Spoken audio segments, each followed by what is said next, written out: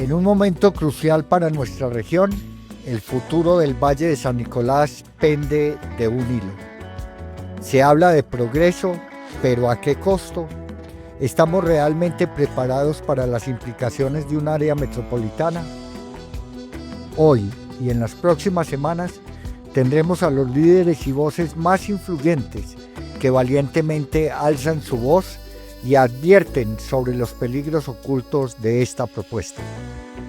Desafiaremos las narrativas, exploraremos los riesgos y buscaremos la verdad juntos.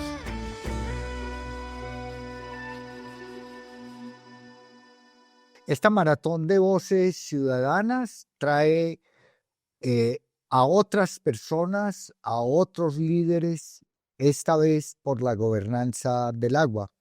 Tenemos hoy aquí con nosotros a Alexander González, que nos va a contar un poco cuál ha sido la historia de esa organización comunitaria alrededor de los acueductos veredales, alrededor de esas pequeñas cuencas en los diferentes municipios y el peligro que tendrían con un área metropolitana. Alexander, bienvenido, qué alegría tenerlo en este programa. Muchas gracias, don Oscar, por la invitación. A la audiencia, qué bueno que estén sintonizando esta calidad de programas que nos informan alrededor con una informancia alternativa de todo lo que sucede, porque los medios de comunicación también son el medio para transmitir todas las opiniones que existen hoy en día. Entre ellas está el tema del agua y los acueductos veredales. Cuéntenos un poco la historia de su acueducto veredal y por qué esa lucha que han tenido que dar pues, en los últimos años.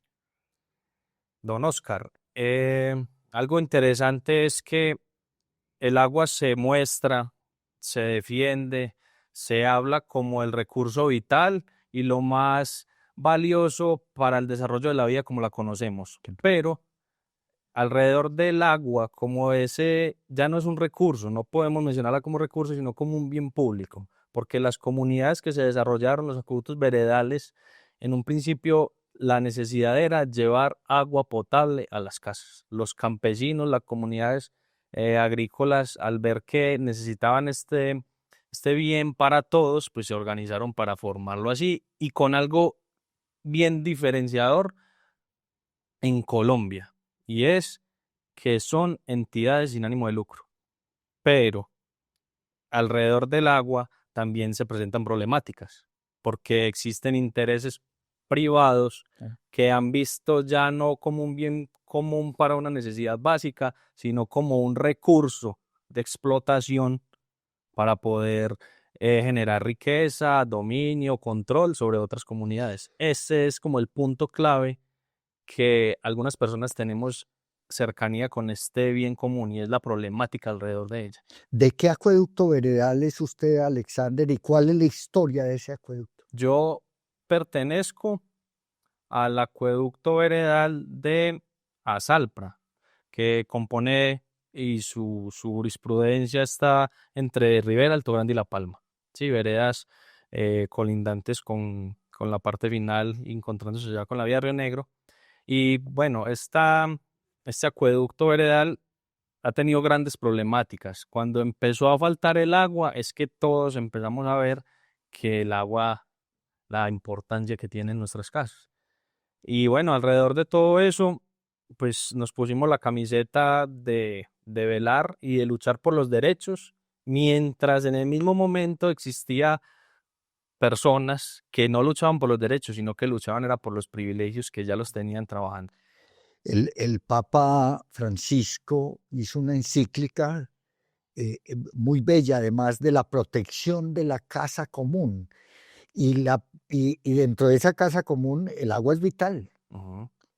El agua es absolutamente vital y requiere, como lo dice el Papa Francisco, como lo dijo en esa encíclica, que se requiere no solo de la protección, sino del compromiso de todos nosotros alrededor del agua, no para sacarle provecho económico, sino para el beneficio de todos, ¿no? Que es un poco lo que tú estás Sí, diciendo. esa es la diferencia. Yo tuve la experiencia ya después de llevar esa lucha, eso fue en el primero, o sea, eso vino desde el finales del año 2023 y logramos recuperar el acueducto a fuerza y a protestas y lo que la Constitución respalda, los acciones de hecho. O sea, tocó tomarnos las oficinas del acueducto veredal porque no querían soltar.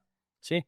Se logró recuperar, se logró restablecer el servicio, pero ya vino, digamos, la parte ejecutiva, cómo empezaba ya la nueva administración, y ahí la gente me eligió, me vio como un líder, a la manera de cómo se luchó, porque yo llegué, me encadené, me metí a las instalaciones gubernamentales del Carmen de Iboral cuando el alcalde Hugo estaba gobernando ya sus primeros días, 18 de enero, de una manera muy simbólica, cadenas simbólicas, pero representaban algo muy crucial, y es que hasta que la gente y la comunidad no se empieza a mover, no va a sentir las cadenas que ya tienen encima.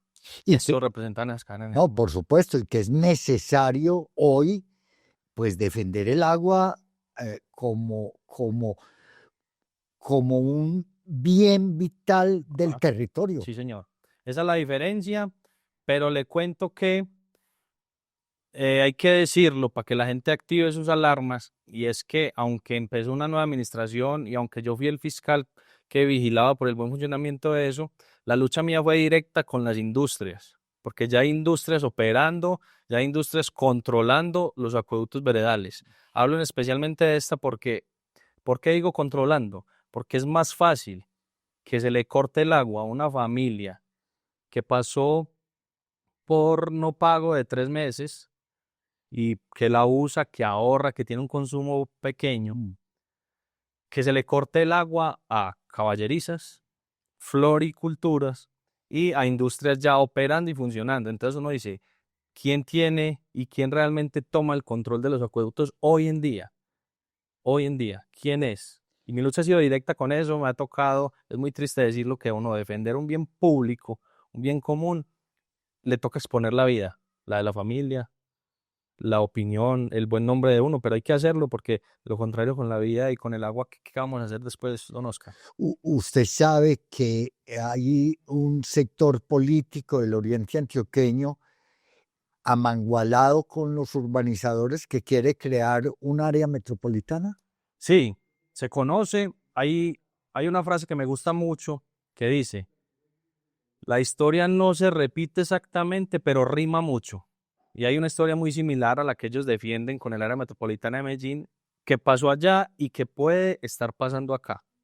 Y es la que se defiende como la joya y la corona en servicios públicos de Medellín, la empresa que hoy se conoce o que dice empresas públicas. En un momento fueron varias que tenían administración independiente, pero llegaron ese grupo privado, independiente, que el único fin es la ganancia, a presentar una solución. ¿Cuál fue? Que era una necesidad común, la de servicios públicos, pero ellos se presentaron como la salvación, mostrando que, que ellos ayudaban con infraestructura, la creación de ciertas represas, el agua potable, en fin, pero no para el problema común, para beneficios de sus industrias ya operando en esa zona. Claro, y recuerde usted, Alexander, que Medellín no genera un litro de agua, Ujú. ni un kilovatio de energía. Y la energía se la producimos en el oriente antioqueño y el agua se la llevamos desde el oriente antioqueño. Y quieren traernos los problemas que tienen en el área metropolitana del Valle de Aburrá a este territorio, además de querer monopolizar servicios públicos como el agua. ¿Qué pasaría, qué pensaría usted, que ha luchado tanto por su acueducto veredal, que un día vengan y le digan, señores, ustedes no pueden seguir porque esto va a ser de empresas públicas de Medellín? Eso es traicionar la historia y la herencia inmaterial, porque los acueductos son una herencia inmaterial histórica que nos dejaron nuestros abuelos, los que pensaron en un momento en el bien común y no en los beneficios particulares. Eso es traicionar nuestra herencia. Es directamente con eso. Y aparte de eso, si no lo mencionamos, si no decimos lo que incomoda, eso es darle, digamos, beneficios a los que tienen sus proyectos ya. Porque entonces yo me pregunto, ¿es el área metropolitana una verdadera solución a lo que problemática que tenemos, o es un instrumento más para las industrias y los intereses particulares de los que ya vienen por años gestando? La historia que le contaba ahorita es de 1955 Claro. y vienen ya con esa historia y con esos intereses operando. Entonces, la condición de esos empresarios era junta directiva y gerente para, para poder poner esa inversión, pero eso no era de gratis. Detrás de todo eso venía una centralización de poder, un alineamiento entre políticos, empresarios y gobernanza pública, que Usted, ya pasa, ya claro, está pasando. claro. Usted cree, Alexander, que el hecho de crear un área metropolitana, de que esa área metropolitana tenga como objetivo real, así nos lo muestren y nos lo endulcen de otra forma, ampliar la malla urbanizable a 80 kilómetros, aumentar la población a 2,5 millones de habitantes, va a causar desplazamiento de personas como usted, nativos de este territorio, campesinos históricos. Sí, señor, eso lo conocemos como gentrificación. La gentrificación no es la migración que se conoce de personas que salen por problemáticas de otras regiones, sino el desplazamiento que viene con personas con más capacidad adquisitiva a usos de suelos diferentes que se nos vende como un desarrollo, un cambio de infraestructura, algo más bonito, pero inmediatamente se desplaza a los que ya fundaron, crecieron, construyeron una zona con dinámicas campesinas a unas dinámicas ya más urbanas, más de ciudad, y que se conoce como un desplazamiento forzado, pero por medios económicos, porque es que toca mudarse cuando usted le suben el arriendo, o le suben los impuestos, o le suben el precio del costo de la vida 2 y 3 veces en el año. La gentrificación es pérdida de identidad territorial. Sí, sí, porque vienen dinámicas de ciudades y vienen dinámicas que no operan acá, que ya funcionan, tienen problemáticas, pero nos diferenciamos en una cantidad de cosas. Porque no es lo mismo, es una lucha que yo he tenido mucho, que me tocó salir, pero sigo siendo la militancia directa con el bien público, y es que es muy diferente llamar empresas públicas de servicio a entidades sin ánimo de Claro. lucro que prestan un servicio público. Claro, además porque esas entidades públicas de servicio en últimas tienen un afán y es la ganancia. Sí, honesto. EPM, EPM tiene un afán y es rendirle ganancias para el desarrollo de Medellín, no del oriente antioqueño. Aquí nos tiran unas pequeñas, eh, eh, unas pequeñas cosas a través de lo que ellos llaman la inversión social y el pago de un porcentaje muy mínimo por los problemas sociales que ha vivido el Oriente en la generación de energía. Sí, señor, es que uno dice, bueno, si pensamos a Medellín como gobierno o Río Negro como gobierno, uno dice, bueno, es la representación de la mayoría, pero la muestra y la historia que le contaba es que cómo los privados logran captar los gobiernos y logran dominar sobre los gobiernos. Entonces, por eso es la injerencia tan fuerte de patrocinio a los políticos, y por eso es que hay algo que hay que decirlo ya. Uno dice, ¿por qué nuestro alcalde del Carmen de Iboral traicionó a su base votante? Porque la base votante del alcalde del Carmen de Iboral eran campesinos, eran base que en un principio se decía no al área metropolitana, pero ahora dice sí al área. Entonces uno dice, traicionó a su base, ¿pero por qué? Porque está agradando a su base fondista. Oiga, mucha gente, Alexander, se está preguntando en este momento que lo están escuchando y que lo están viendo, ¿quién es Alexander González? Bueno, yo, eh, mucha- mi manera de ver el mundo no es lo que yo opine de mí, sino lo que la gente dice de mí.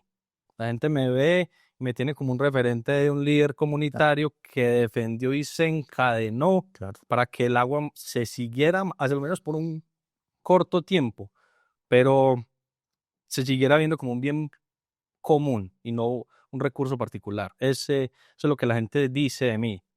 No es lo que yo digo, sino lo que un líder, alguien que opina diferente, alguien que tiene un negocio público a las abiertas en el Carmen de Iboral, pero que en ese negocio se opina de política, se opina de temas regionales, y que todas las opiniones son bienvenidas, Ah. pero la mía también vale y es diferente a las que dominan. Y Porque por eso está aquí, Alexander, por supuesto, porque en esta maratón de voces ciudadanas queremos voces ciudadanas críticas, conscientes, con argumentos para que desde su experiencia de vida, pues también le digan a esos otros ciudadanos y ciudadanas del Oriente por qué es inconveniente un área metropolitana. ¿Usted por qué cree que es inconveniente un área metropolitana? vamos a pasar de lo micro a lo macro. Entonces, la problemática que frente a este acueducto al que yo pertenecí como fiscal, pero ya ahora como socio, es que las industrias poquitas que hay ya tienen el control de sus juntas directivas. O sea, los intereses particulares priman sobre los intereses comunes. ¿Sí? Es una lucha directa y es un gran dilema que yo siempre les cuestiono a ellos. Ahora, pasemos a lo macro. Si eso ya pasa y si eso se replica en el volumen más grande que es el área metropolitana, que ya hay una muestra evidente que pasa en Medellín, y es intereses privados y particulares, grandes empresarios particulares, toman el control con condiciones de gerente y junta directiva particular, de ellos, inclusivamente dominados por ellos. Entonces, si ya dominan lo que hay pequeño, imagínense qué pasa cuando se tome el control y pueda surgir empresas públicas de Medellín o empresas públicas del Oriente. Por ahí hay una frase que dice, si uno no puede ser soberano si no construye sus propias cosas. O sea, si dejamos esa tarea a los demás, que es una problemática de todos, todos tenemos que enfrentarla, pero ¿por qué le dejamos esa tarea a los intereses particulares? ¿Por qué ese miedo? ¿Por qué no rompemos por qué no nos movemos y soltamos esas cadenas de decirle al que tiene poder, mi hermano, estamos en un territorio compartido y su opinión vale tanto como la mía? Claro. Entonces, ¿por qué no hacemos eso? ¿Por qué no nos movilizamos, nos criticamos? Somos capaces de decir no siempre lo que diga el otro, sino lo que construimos, la verdad que construimos entre los dos. ¿Usted cree que es necesaria una gobernanza conjunta del Oriente Antioqueño para proyectar no el crecimiento, Ujú. sino el desarrollo de un territorio que tiene brechas sociales, por supuesto, que necesita eh, generar más equidad en municipios como San Luis, San Sí. Francisco, Nariño, Argelia?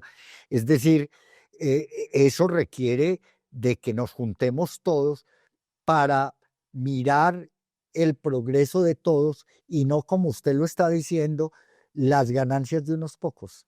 Sí, históricamente se ha avanzado mediante las contradicciones que se han visto. Cuando hemos sido capaces de enfrentar esas contradicciones, cuando somos capaces de mirar, porque es que nos hacen mirar, mire lo bonito, mire la infraestructura, la gentrificación, pero mire lo feo. O sea, mire las contradicciones y seamos capaces de superar esas contradicciones que hay históricamente. Así han avanzado los pueblos, así han avanzado. Entonces, primero solucionemos las contradicciones que hay, la injusticia hídrica, Bueno, la injusticia social, el costo de la vida que ya se está viendo en gentrificaciones con cafés bien costosos, con teatros muy hermosos pero particulares. Entonces uno dice, ¿dónde está el gobierno en sí? Y no un gobierno pero operado por particulares. por ¿Dónde está? privados y por sus intereses. Ujú. Dígale a la gente del Oriente Antioqueño por qué debe oponerse y decirle no este próximo 9 de noviembre a un área metropolitana desde su experiencia como líder en la gobernanza del agua, como defensor de esos acueductos veredales, que hay más de 400 en este Oriente Antioqueño. Es muy importante decir no, porque cuando le dejamos esa tarea a los que ya tienen el poder, que por lo general esta no es la solución a las problemáticas que tenemos, sino un instrumento más de poder para los que ya lo tienen. Entonces es muy importante seguir eh, en, en esa lógica, en esa idea de tener lo propio.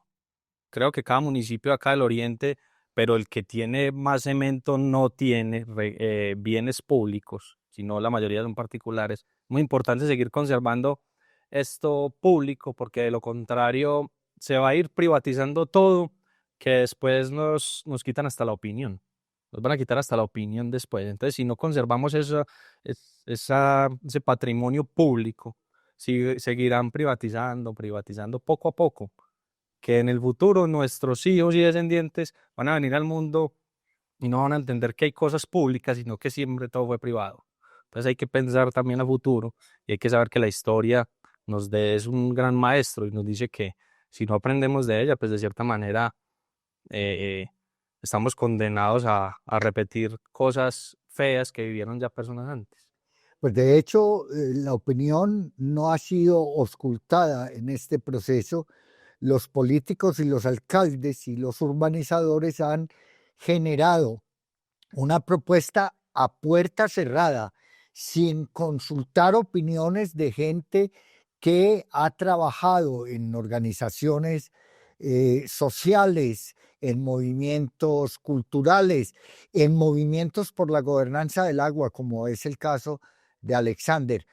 Los han sacado del debate y hoy por eso esta maratón de voces ciudadanas quiere traerlos al escenario público para decirle no a un área metropolitana. Y por eso decimos no al amo.